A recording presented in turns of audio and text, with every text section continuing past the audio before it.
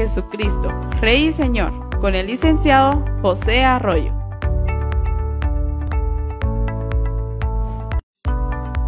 Ya viene. Ministerio Jesucristo, Rey y Señor, con el licenciado José Arroyo.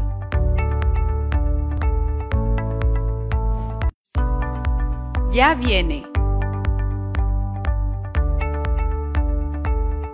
Ministerio Jesucristo, Rey y Señor, con el licenciado José Arroyo.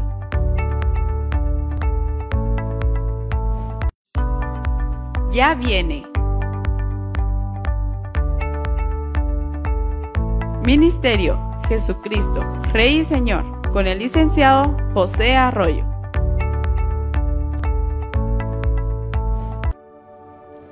Muy buenas tardes, nuevamente estamos acá en los estudios del canal 102 para un programa del Ministerio Jesucristo Rey y Señor.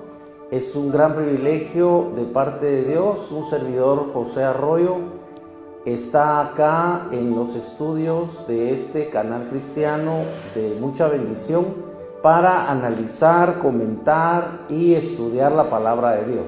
Vamos a iniciar esta tarde orando, pidiendo la guianza, el respaldo y la sabiduría de parte de Dios. Padre, en el nombre de Jesús, nos acercamos a ti, Señor, rogándote que tengas misericordia de mí y de todos los televidentes, Señor, para revelarnos tu voluntad, para abrir nuestros ojos espirituales a tu palabra, para abrir nuestros oídos espirituales a tu voz, Padre. En el nombre de Jesús, sabemos que tu palabra es inspirada por tu Espíritu. Lo dijo el apóstol Pablo, que toda la Escritura es inspirada por Dios.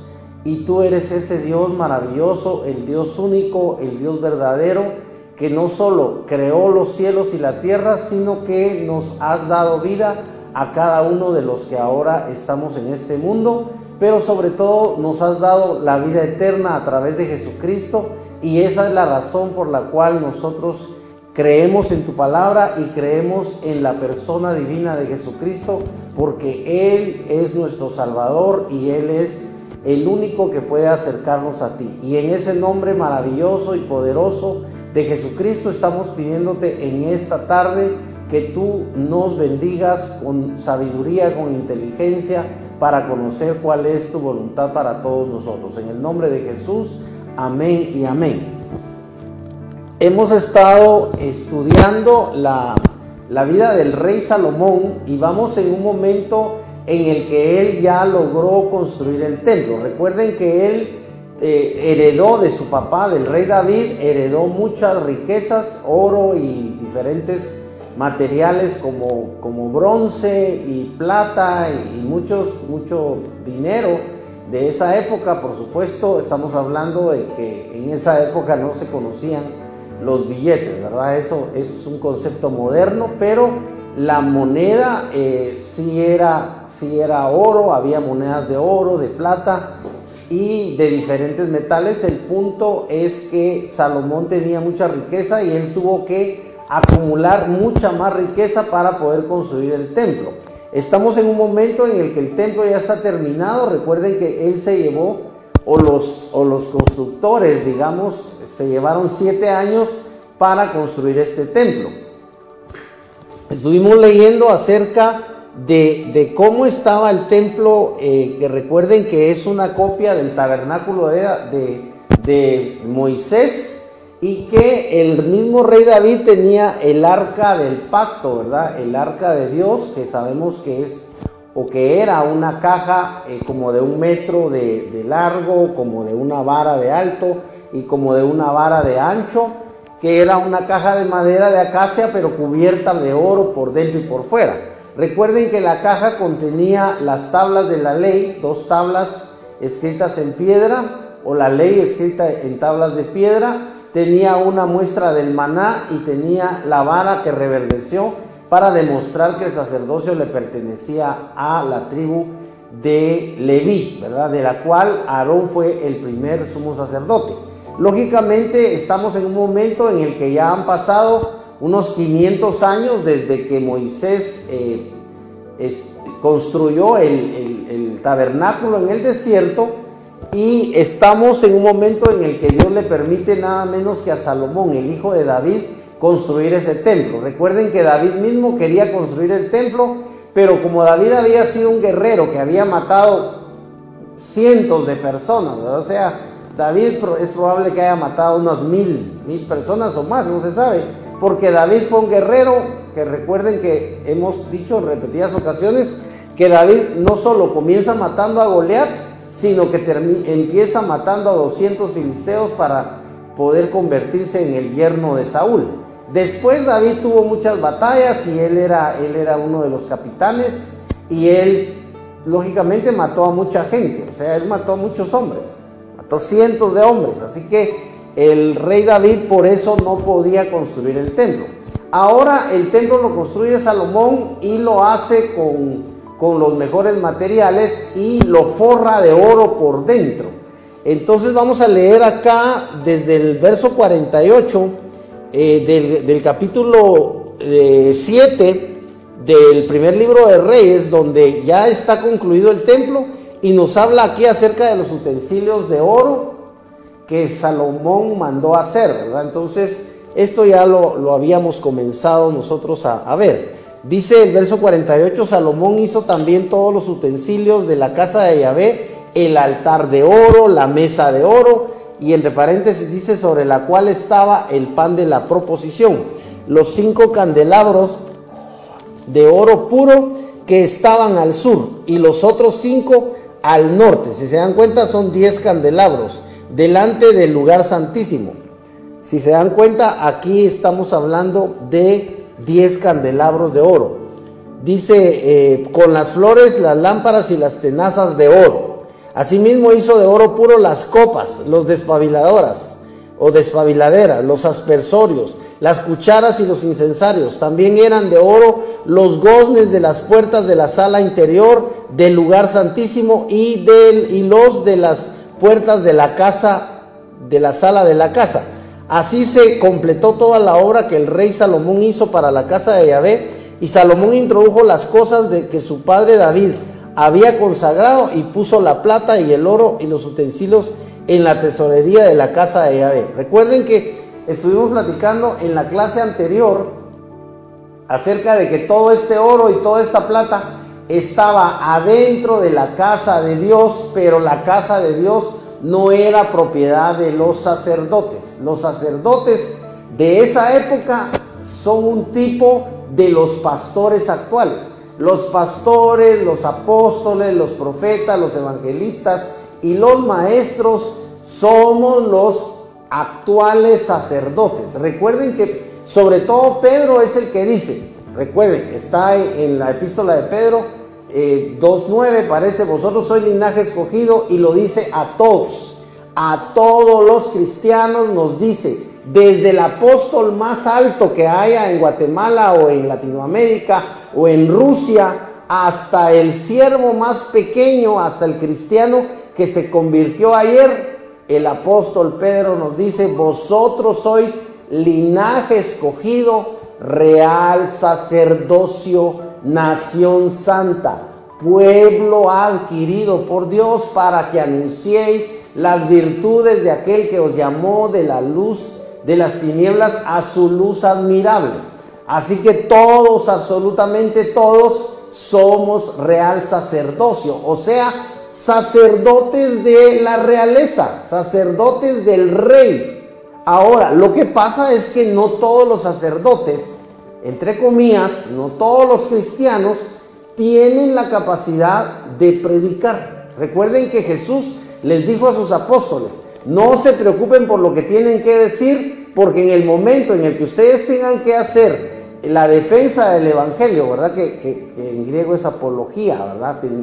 Pero por supuesto que Cristo no hablaba, o sea, Cristo hablaba griego, pero en ese tiempo Cristo hablaba el hebreo y el arameo. El punto es que Él les hablaba a sus apóstoles, pero en un momento en el que ellos ya tenían 3 años de estar con Él, 3 años y medio. El punto es que Él les dijo que Dios les iba a dar qué iban a decir. Entonces, Dios te puede dar a ti, que acabas de empezar en el evangelio, que decir, pero tú debes leer la Escritura, porque si tú no has leído la Escritura, si tú no conoces ni siquiera San Juan 3:16, porque de tal manera amó Dios al mundo que ha dado a su Hijo unigénito para que todo aquel que en Él cree no se pierda, mas tenga vida eterna. Si tú no te sabes ni siquiera San Juan 3:16, ¿qué vas a decir? Entonces, por eso es que Cristo les dijo, escudriñen las Escrituras. Pero volviendo acá, el concepto de sacerdote, lo hemos dicho, el concepto de sacerdote del Antiguo Testamento, de la época de Salomón, que estamos hablando de unos 1000 o 950 años antes de Cristo, los sacerdotes no eran dueños del templo. Ahora, en el siglo XXI, los pastores son dueños del templo. Cash Luna es dueño de la mega casa de Dios. Es un ejemplo nada más. El ingeniero Anthony Sandoval es el dueño de el auditorium, que es un teatro muy lindo que se llama El Alfarero en San José Pinula. Y así cada uno de los pastores son dueños de los templos. Estábamos diciendo, no lo estaba diciendo en una forma sarcástica, espero que no piensen que yo digo cosas en forma sarcástica. Cuando la semana pasada yo les dije que los templos no están registrados a nombre del Señor Jesucristo, porque si ustedes van con un abogado y le dicen, mire, yo quiero que la Escritura diga que el dueño es el Señor Jesucristo, el abogado le dice, perdone, pero no se puede. No se puede poner una tierra a nombre del Señor Jesucristo, porque el Señor Jesucristo no se va a aparecer y no va a firmar ese documento. Esa es la razón por la cual la tierra, el templo y la mega iglesia y la super hiper mega iglesia no está a nombre del Señor Jesucristo. Y aunque el pastor te diga, esta es la casa de Dios y esta casa es casa de mi Padre y es también tu casa, el templo tiene un propietario. Ahora, en la época del rey Salomón, los sacerdotes no eran dueños de nada. Algo así como, a mí me parece, les va a parecer sarcástico, pero hay una canción del Puma, que por supuesto no tiene nada que ver con la Biblia, ¿verdad? Porque él es un cantante romántico, ¿verdad? Tanto que estuvo a punto de morir, y ustedes saben que el Puma está vivo, porque le tuvieron que hacer una operación, parece que es una operación increíble. La cosa es que gracias a Dios está vivo, pero hay una canción que él dice, dueño de ti, dueño de qué, dueño de nada. Hermanos, en la época del rey Salomón, los sacerdotes no eran dueños de nada. Los sacerdotes tenían una función muy importante, que era hacer el sacrificio. Pero recuerden que los sacerdotes eran de la tribu de Leví. En primer lugar, no podías ser tú sacerdote si tú, en lugar de ser de la tribu de Leví, tú eras de la tribu de Isaacar. Estabas frito, no podías ser sacerdote. Si tú eras de la tribu de José, no podías. Tenías que ser de la tribu de Leví. Y entonces la función de los sacerdotes era sacrificar animales. Recuerden que el Señor les reprocha muchas veces a los sacerdotes, porque hay sacerdotes que no les gusta estar sacrificando. ¿Por qué? Porque había que matar animales, había que mancharse de sangre, había que matar a los animales, había que descuartizarlos, había que quemarlos, y ese era el sacrificio. Y los sacerdotes tenían que hacer eso si eran de la tribu de Leví y si eran puestos para el sacerdocio. Pero en la época de Salomón, el sacerdote, como repito, no era dueño de las riquezas. Este es un fenómeno que es importante hablar, porque, como dicen en el mundo, la vida da vueltas. ¿Por qué dice la gente así? Porque el mundo está dando vueltas. Y los que no eran dueños de nada, como estamos diciendo con la canción del Puma, ahora son los mega pastores, los pastores de mega iglesias, que tienen iglesias que cuestan millones de dólares. Esos pastores son dueños de las iglesias. Pero recuerden que estamos hablando de que son dueños del edificio. de la tierra, de la mega casa de Dios.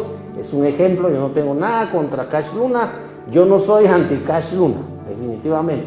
No vayan a tomar esto como que yo tengo algo, no, es un ejemplo. Yo admiro a Cash Luna, hay cosas que me parecen maravillosas de lo que él predica y hay cosas que yo no acepto. A mí me ha bendecido en el pasado muchas predicaciones de Cash Luna, yo he sentido la presencia de Dios y hay cosas de Cash Luna que yo no apruebo, pero nadie debe juzgar a otro. La escritura dice, no juzguen para no ser juzgados. Sin embargo, el Señor lo está diciendo y la gente se pone a juzgar. Ustedes pueden encontrar en YouTube cientos de videos en los cuales critican a Cash Luna, critican a este predicador, critican a Maldonado, critican a todos, como ustedes saben en Guatemala, así lo dicen, que la gente pela, ¿verdad? Pela a la gente, o sea, habla mal de la gente. Pero esto es normal en el mundo, hermanos. Este programa no es para pelar a nadie. Solamente estoy haciendo el ejemplo de que como el mundo da vueltas, los sacerdotes tampoco tenían la función de aconsejar como los actuales pastores. Los sacerdotes no eran los que aconsejaban. Los que aconsejaban eran los profetas. Los profetas eran los que llevaban la palabra de Dios, pero no se la llevaban a cualquiera. Los profetas eran enviados a darle palabra al pueblo de Israel bajo la orden de Dios. No era que el profeta se le ocurriera, hoy sería bueno que yo le diera una palabra de Dios a fulano o a sutano o a mengano. No era así. Recuerden que el profeta Isaías decía, vino a mí palabra de Jehová. Ustedes pueden leer en el Antiguo Testamento y dice claramente, vino a mí palabra de Dios. Y esa palabra que venía a los profetas es la palabra que actualmente es válida si realmente el profeta que te profetiza en determinado culto o en determinada reunión, o puede ser incluso en algún lugar que no sea el templo, ¿verdad? Porque si es interés de Dios que Dios te hable en determinado momento y que Dios envía a un profeta a hablarte, Él te puede enviar al profeta. Si tú estás en el restaurante, Él te puede enviar un profeta, o si tú vas en la camioneta, Él te puede enviar un profeta, porque Dios no está limitado a las 4 paredes del templo. Recuerden, lo que estamos hablando es importante, porque en este tiempo de la época de Salomón, el templo que hizo Salomón era la casa de Dios, pero hay que remarcar que era la casa de Dios, le pertenecía solo a Dios. A la casa de Dios no podía entrar nadie, hermanos. No podía entrar nadie a la casa de Dios. La gente llegaba a presentar un sacrificio y solo en el atrio. Ahí presentaba el sacrificio, y él y cualquier persona, fuera rica o fuera pobre, fuera ignorante o fuera un erudito, no podían entrar a la casa de Dios, porque era la casa de Dios, le pertenecía solo al Señor. Y esto era muy delicado, porque recuerden que en la parte intermedia, que es el lugar santo, solo los sacerdotes podían entrar. Ahí no podían entrar los hijos de los sacerdotes, los nietos de los sacerdotes. Es que el nene es muy lindo, y el nene es precioso, y el nene es maravilloso, y el nene le da la gana estar corriendo como loco en el templo y estar gritando. En esa época no, hermanos. En esa época no entraba el niño, no entraba el nieto, no entraba el hijo, porque solo los sacerdotes podían estar en el lugar santo, porque era un lugar santo. Lo que pasa es que la gente ha perdido completamente el concepto, hermanos, de lo que significa santo. Santo significa apartado, es solo de Dios. Hermanos, esto es muy importante, porque recuerden que después de Salomón hubo muchos reyes, y hay un rey que mandó a traer los vasos, esos vasos de oro que hizo Salomón, los mandó a traer y él se echó los tragos. Él empezó como decimos en Guatemala, él era rey y a él no le importó. Él trajo los vasos de oro del templo de Dios y empezó a chupar, como decimos en Guatemala, empezó a tomar licor con sus concubinas, con sus mujeres, y él se emborrachaba echando el vino en los vasos de la casa de Dios. Y apareció un dedo, eso fue en la época del profeta Daniel, apareció un dedo, no apareció un ángel, no apareció un brazo, apareció un dedo y escribió 3 palabras en la pared. Mene, mene, tekel, uparsin, 4 palabras. Y dice que el rey se puso tan nervioso y asustado que le temblaban las piernas, y como era el rey, mandó a traer a todos los sabios y a todos los sátrapas y a todos los adivinos, y no le pudieron adivinar qué quería decir eso, y mandaron a traer a Daniel. Y Daniel les dijo, eso quiere decir, ha sido pesado y ha sido hallado falto, y por lo tanto te será quitado el reino. Y al día siguiente lo mataron, hermanos.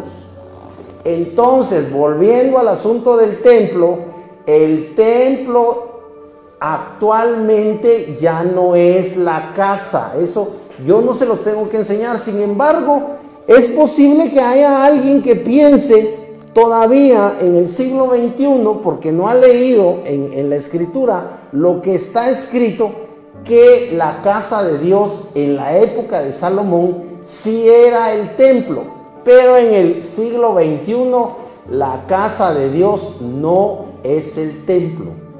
No es el templo, y lo tengo que repetir una tercera vez. Ese gran local precioso que tiene tu iglesia, no importa cómo se llame, esa gran mega iglesia como Casa de Dios, como la Mega Frater, ese templo no es la casa de Dios, aunque se llame casa de Dios, porque Pedro dice que nosotros como piedras vivas, dice vosotros, está hablando con la gente, hermano, tú y yo y cada cristiano, eso sí, no cada mundano, no cada persona de los 8,000 millones de habitantes que hay, no. Los cristianos, los que hemos sido lavados con la sangre de Cristo, si tú te entregas a Cristo, si tú crees en Cristo, si tú recibes a Cristo, si tú le pides perdón a Dios y le pides que te perdone, que te limpie de tus pecados, que te renueve, que te restaure, que te dé la naturaleza de hijo de Dios genuino, entonces tú eres una piedra viva. Y dice, vosotros como piedras vivas, sed edificados como casa de Dios, para morada de Dios en el Espíritu, porque Dios es el Espíritu Santo. Hermanos, por eso es que la palabra de Dios dice, ¿a qué me compararéis? Dios es incomparable, Dios no puede ser comparado con nada ni con nadie, porque Él es Dios. Él creó, hermanos, creó la luz. Los científicos no han podido, no saben, todavía en el siglo XXI no saben qué es la luz. Unos piensan que las luces son fotones, que son partículas que no se miran. Y otros piensan que la luz es como ondas. Y otros piensan que la luz es ambas cosas. La luz son fotones que a la vez viajan en ondas, como que fueran olas, como que fuera un mar, pero es un mar de algo invisible, porque tú no ves, tú ves la luz, digamos, tú ves el reflector, tú enciendes la luz de tu casa y tú miras que sale luz del foco, pero acá, tú no puedes tocar la luz. Tú miras tus manos y tú miras todo lo que tienes, tú miras la mesa, la silla, mi pantalón, tú miras todo, tú miras esta sala que está aquí proyectada atrás, como que yo estoy en una sala. El punto es que tú no ves la luz, sino tú ves el efecto de la luz que te permite ver todo, pero en sí, tú no puedes tocar la luz. ¿Cómo tocas la luz?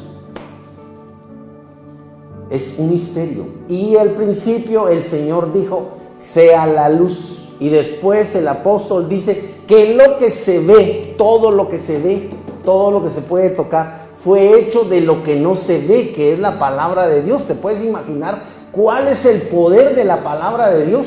Entonces aquí estamos viendo la verdad. Hermanos, estaba el templo que hizo Salomón y la gente solo podía ir al atrio si es que iba a sacrificar, pero no si iba a hacer, como decimos, el teatro de sacrificar. La gente no llegaba a hacer teatro para sacrificar, porque la gente le tenía temor a Dios. Dice que está escrito: sea Él vuestro temor y sea Él vuestro temblor. Hermanos, el mismo rey Salomón después escribe que el principio de la sabiduría es el temor de Jehová. Algunos enseñan que no hay que temerle a Dios porque Dios no asusta, o porque Dios no es malo y Dios no es malo. Y es cierto, Dios no es malo, Dios es bueno. Pero Salomón es claro al decir que tú debes temer a Dios.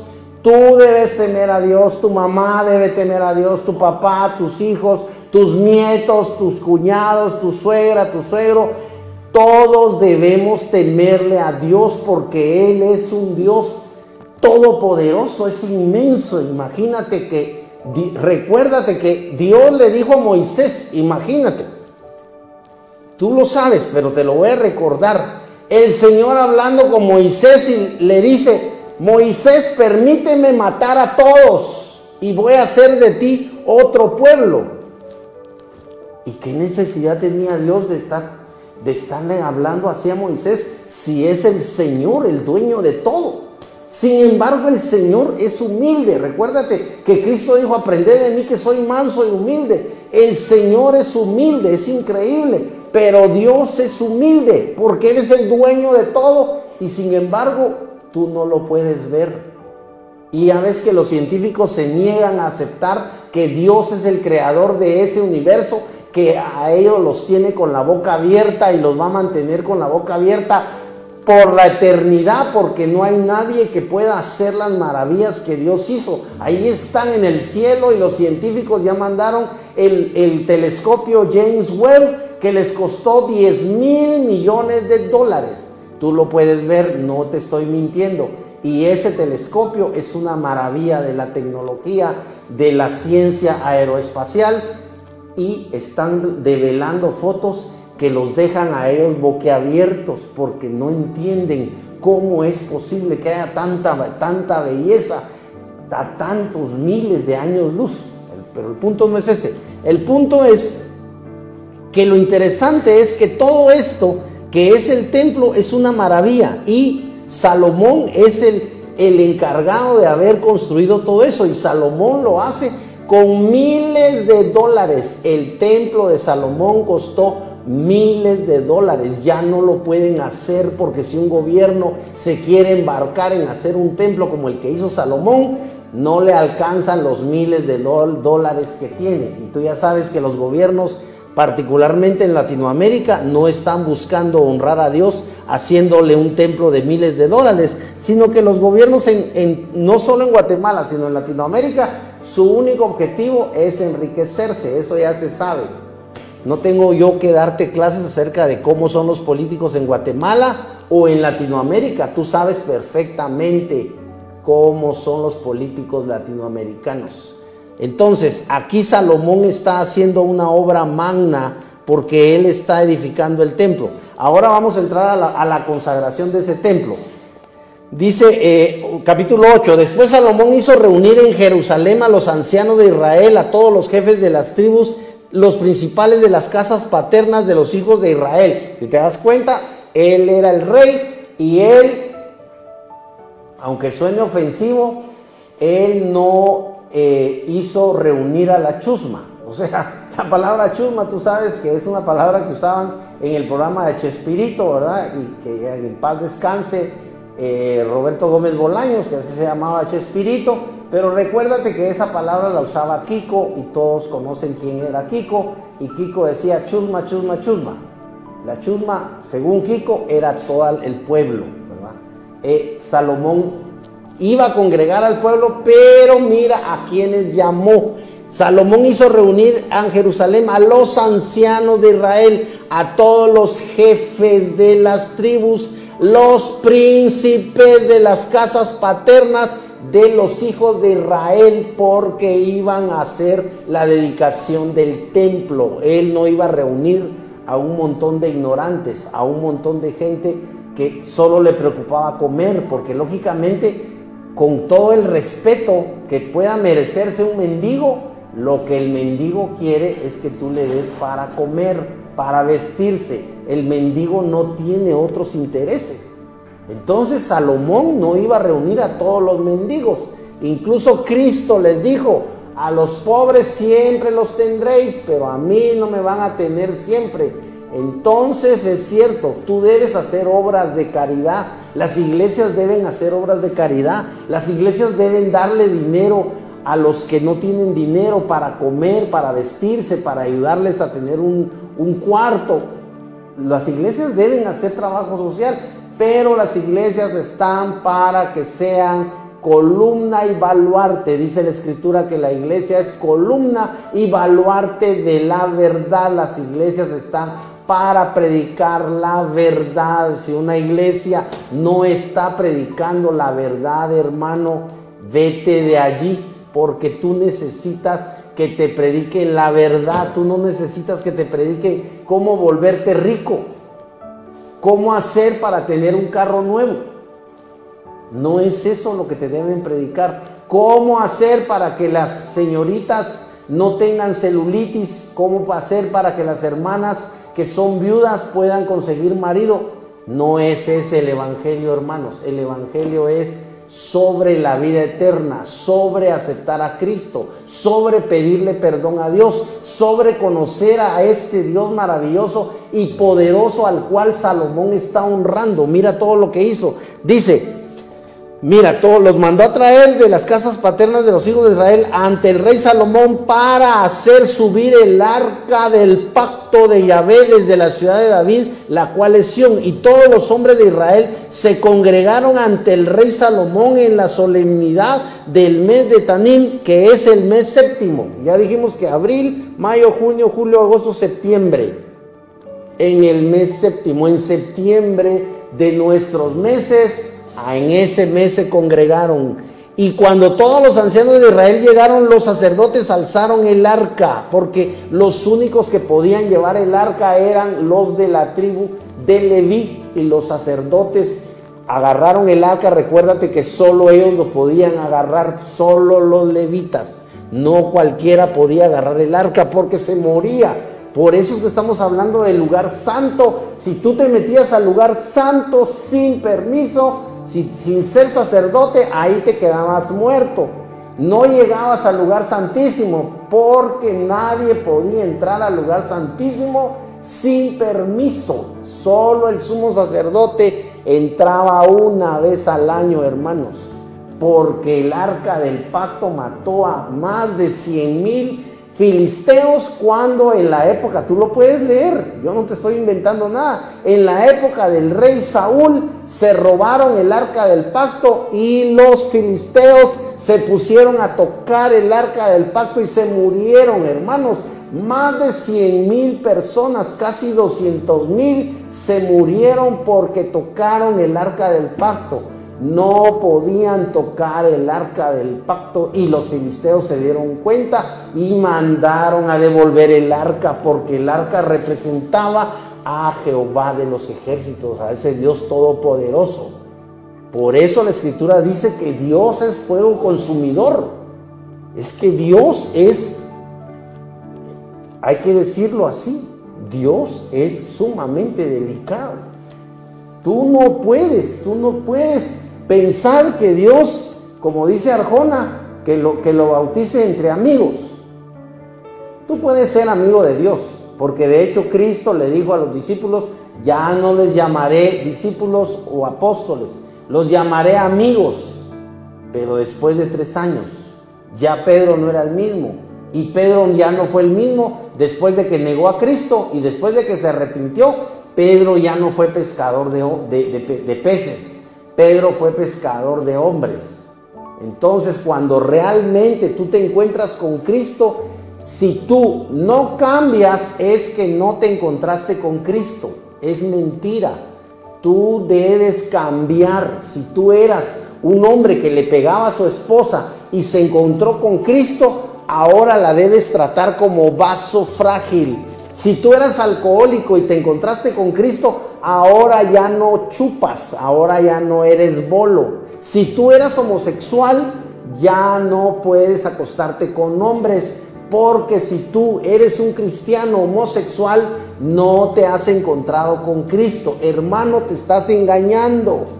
Si tú eres mujer, pero te gustan las mujeres y eres cristiana y sigues siendo lesbiana, no has salido del closet porque eres cristiana, pero sigues acostándote con mujeres, tú no te has encontrado con Cristo. O si te has encontrado, es la misericordia de Él de que tú ya te encontraste con Cristo, sabes que debes dejar de ser lesbiana, pero no has dejado de ser lesbiana, porque tú eres la que tienes que decidir dejar a las mujeres, porque tú eres mujer. Y si tú eres hombre, debes decidir dejar a los hombres. Y si tú estás casado y sigues siendo adúltero, aunque ya eres cristiano, entonces o no te has encontrado con Cristo, o Dios te está, como decimos, te está dando larga. Está esperando Dios que te arrepientas de tu adulterio, porque dice que los fornicarios y los adúlteros los juzgará Dios. Hermanos, el evangelio es muy serio.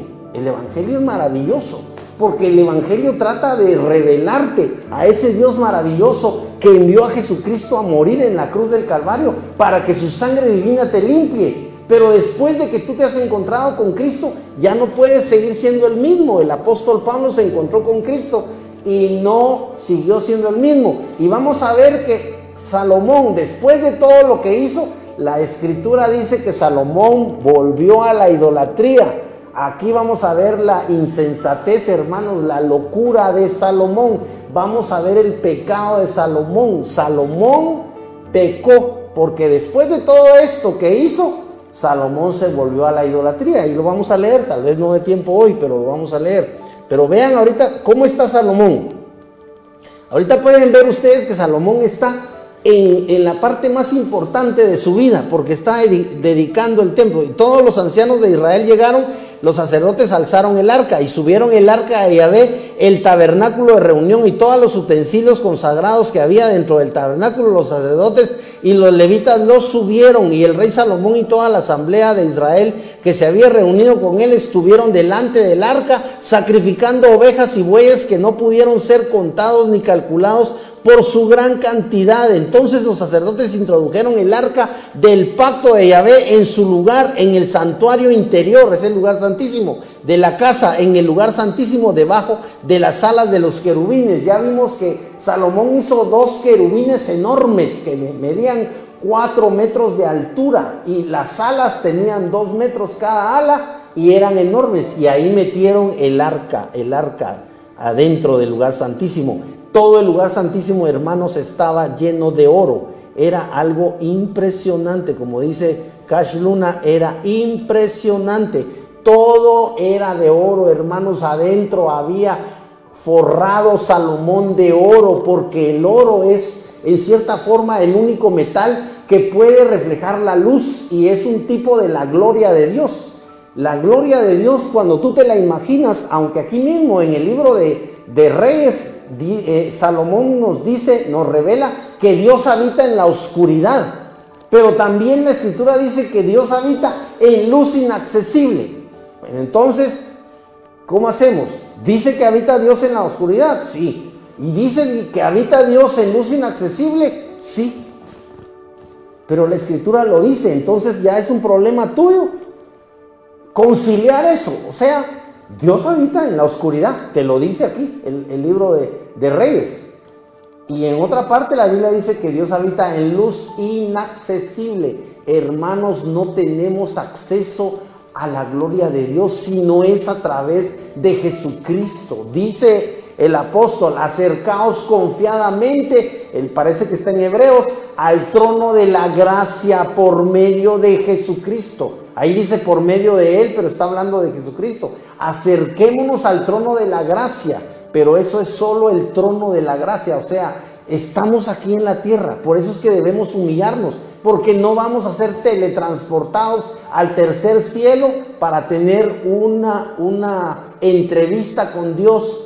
No podemos tener una entrevista con Dios, es algo que parece que yo les estoy hablando del agua azucarada, pero no podemos, hermanos, porque tú solo puedes llegar ante Dios si te humillas. Los soberbios que quieren ir a entrevistar a Dios, que quieren creer en Dios hasta que Dios se les aparezca, hasta que Dios les hable, hasta que Dios les envíe un ángel.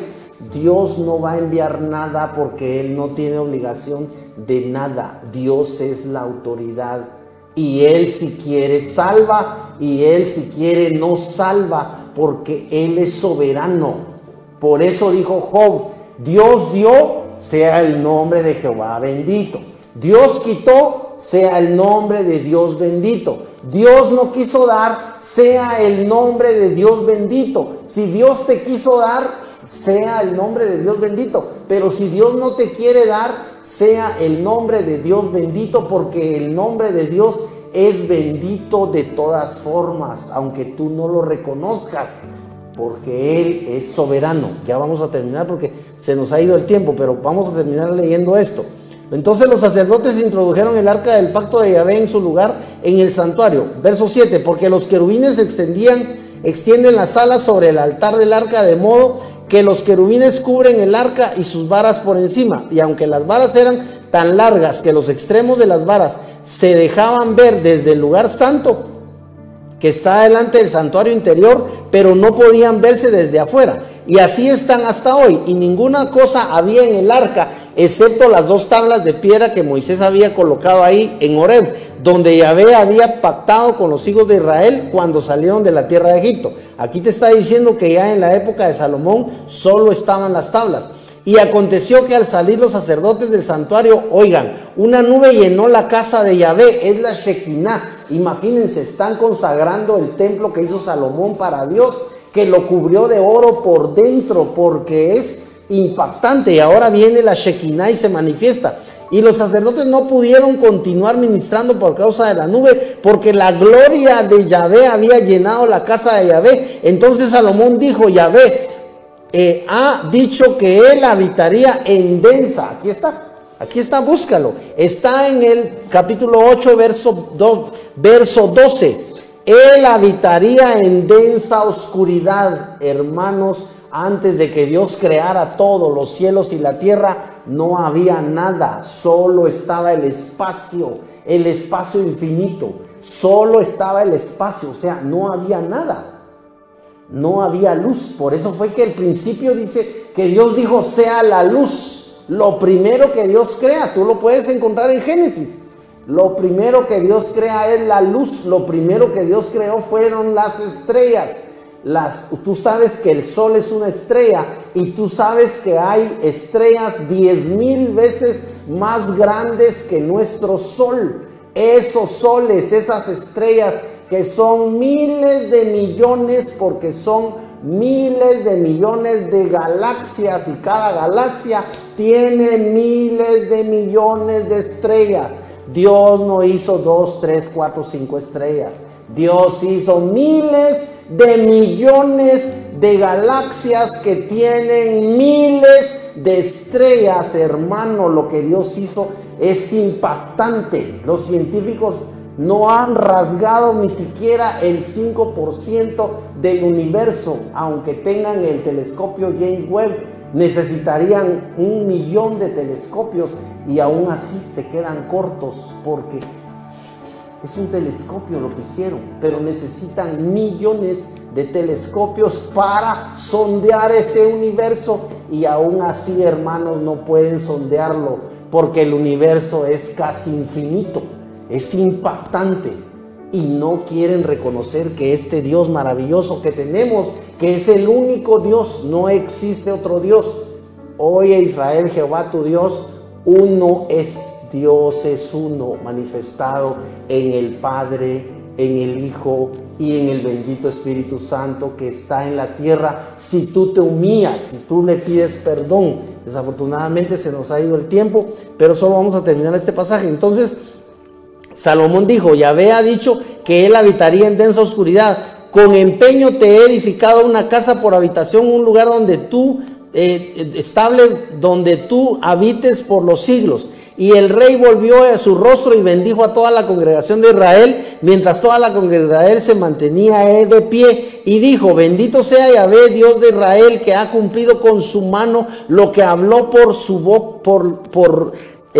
boca a David mi padre, diciendo: desde el día en que saqué a mi pueblo de Israel de Egipto, no he escogido a ninguna ciudad de todas las tribus de Israel para edificar una casa donde estuviera mi nombre, aunque escogí a David para que estuviera sobre mi pueblo de Israel. Y estuvo en el corazón de mi padre David, está hablando Salomón, el anhelo de edificar una casa para el nombre de Yahvé, el Dios de Israel. Pero Yahvé dijo a mi padre David: por cuanto ha estado en tu corazón el anhelo de edificar casa para mi nombre, bien has hecho en tener esto en tu corazón. Pero tú no edificarás la casa, sino que un hijo nacido en tus entrañas, él edificará la casa para mi nombre. Estaba hablando de que David quería edificar el templo de Dios, pero Dios le dijo que no, lo edificó Salomón. Y Yahvé ha cumplido su palabra de dicha, pues yo me he levantado en lugar, está hablando Salomón, de David mi padre, y me he sentado en el trono de Israel, tal como habló Yahvé, y he edificado la casa para el nombre de Yahvé, Dios de Israel, y he puesto en ella lugar para el arca, en el cual está el pacto de Yahvé que él hizo con nuestros padres al sacarlos de la tierra de Egipto. Luego Salomón se plantó ante el altar de Yahvé frente a toda la asamblea de Israel, y extendiendo sus manos a los cielos dijo: oh Yahvé, Dios de Israel, no hay Elohim como tú, ni arriba en los cielos ni abajo en la tierra. Tú guardas el pacto y la misericordia para con tus siervos que andan delante de ti con todo su corazón. Salomón está diciendo que lo mismo que Dios le exigió, que hay que andar delante de Dios con todo el corazón. Y después vamos a ver que Salomón quebrantó esto porque se hizo idólatra. Aquí no, tú has cumplido lo que prometiste a tu siervo David mi padre, con tu boca lo hablaste y con tu mano lo has cumplido como en este día. Ahora pues, oh Yahvé, Dios de Israel, cumple con tu siervo David mi padre lo que tú prometiste, diciendo: no te faltará varón delante de mí que se siente en el trono de Israel, con tal que tus hijos, oigan, guarden su camino. Aquí está la condición, Salomón lo está diciendo, lo está recordando, que la condición es que guarden su camino para andar delante de mí, como tú has andado delante de mí. Ahora pues, oh Dios de Israel, ruégote sea confirmada tu palabra que hablaste a tu siervo David mi padre, aunque en verdad Elohim habitará en la tierra. He aquí los cielos y los cielos de los cielos no te pueden contener, no pueden contener a Dios. Una casita, hermanos. Sin embargo, eso lo está reconociendo Salomón. Dice: no te pueden contener, cuanto menos esta casa que he edificado. Sin embargo, oh Yahvé, Dios mío, tú prestarás atención a la oración de tu siervo y su súplica, para oír el clamor y la oración que tu siervo hace hoy ante tu presencia, a fin de que tu ojo esté abierto hacia la casa noche y día, hacia el lugar del cual has dicho: allí estará mi nombre, para escuchar la oración que tu siervo haga hacia este lugar. Y tú oirás la oración de tu siervo y de tu pueblo Israel cuando oren hacia este lugar. Sí, oye desde el lugar de tu morada en los cielos, y cuando hayas oído, entonces perdona. Aquí la oración de Salomón es una oración impactante, es una oración maravillosa, pero él está reconociendo definitivamente que Dios es soberano y solo le está pidiendo misericordia, le está diciendo que tenga misericordia. Desafortunadamente ya se nos fue el tiempo y estamos simplemente en la bendición de Salomón, que llega hasta el versículo 53. Estábamos en el 33, o sea, nos faltan 20 versículos que ya no hay tiempo de leer, pero es muy importante porque después vamos a ver, si Dios lo permite, vamos a terminar, si Dios lo permite, en el próximo programa con la vida de Salomón, porque llega un momento en el que la Escritura nos dice más adelante que está en el capítulo 10, que Salomón, por tener tantas esposas, resultó permitiendo que sus esposas, que eran de otras culturas, que eran amonitas, que eran egipcias, ellas rindieran culto a sus dioses, que eran ídolos, y eso molestó a Dios. Entonces Salomón quebrantó esa promesa. Dios le había dicho que tenía que ser fiel únicamente a él, al Dios verdadero, y Salomón permitió que sus mujeres levantaran ídolos, y fue abominable. Dice la escritura que eso fue abominable ante los ojos de Dios. Hay cosas que increíblemente los pastores a veces permiten y no se dan cuenta que si la escritura no lo autoriza, son cosas que Dios no acepta, hermanos. Dios es un Dios santo. Nosotros debemos tener claramente, tenemos que conocer al Dios de la escritura. Nosotros no podemos tener un concepto de Dios como decimos en Guatemala: yo digo, yo pienso, yo creo. Eso no es válido, hermanos. Tú no debes tener el concepto de Dios que tú quieres, que tú crees o que tú sientes. Tú debes tener el concepto de Dios que la escritura te dice. Es un Dios infinitamente misericordioso que envió a Cristo en lugar de que nosotros muriéramos. Pero ahora que Cristo murió hace 2000 años, nosotros debemos entrar en ese pacto, porque Cristo es el nuevo pacto, el pacto en la sangre bendita de Cristo. Si tú no te acoges a ese pacto, si tú no le pides a Cristo que entre en tu corazón, que Él sea el Señor de tu vida, que Él te salve, que Él te perdone, no importa que tú seas rico, no importa que tú seas erudito, no importa que tengas 5 doctorados, no importa que viajes por todo el mundo, no importa que tú logres tener 5, 10 o 20 o 100 millones de dólares, porque tu alma se pierde. Dice la escritura, ¿de qué le sirve al hombre ganar el mundo si pierde su alma? El objetivo, hermanos, es uno solo: que salves tu alma. Vamos a dar gracias en esta tarde y vamos a pedir que sobre todo el Señor tenga misericordia de todos aquellos que no se han entregado. Si esta tarde tú no te has entregado a Cristo, hoy debes hacerlo. No demores esa decisión. No pienses en lo que vas a dejar, no pienses en lo que ya no vas a poder hacer. Es que yo ya no voy a poder tener aquella mi amante, o aquel mi amante, o aquel mi novio, o aquella mi novia. No pienses, es que yo ya no me voy a poder echar los tragos, yo ya no voy a poder ir a fiestas. No pienses en lo que vas a perder, sino que piensa en lo que vas a ganar, la vida eterna.